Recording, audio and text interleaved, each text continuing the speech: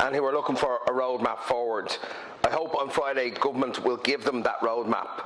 I worked in Dublin Airport myself, and as I said in this chamber back last September and again in January, the morale has never been as low.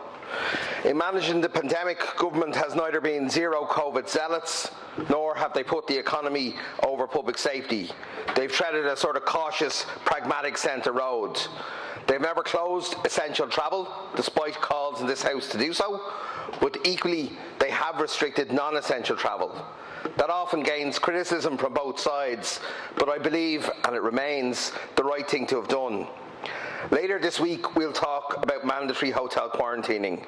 It's important to say that mandatory hotel quarantining and the digital green cert are not incompatible concepts. In fact, creating safe zones and separating them from zones where there's a virulent variant is a sensible way forward for the industry. But in the same way as we treaded that middle road, we will have to move away from mandatory hotel quarantining when it is right to do so. Not based on the name of the country, but based on the data about that country.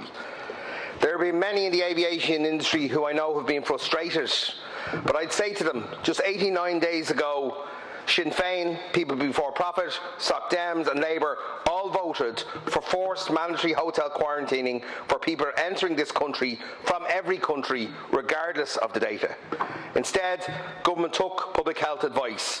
We listed countries for mandatory hotel quarantining and we regularly updated them.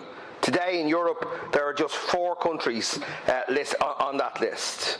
3 months on, the zero COVID zealots seem to have disappeared from this chamber. But I remember when they said we should have mandatory hotel quarantining for all arrivals.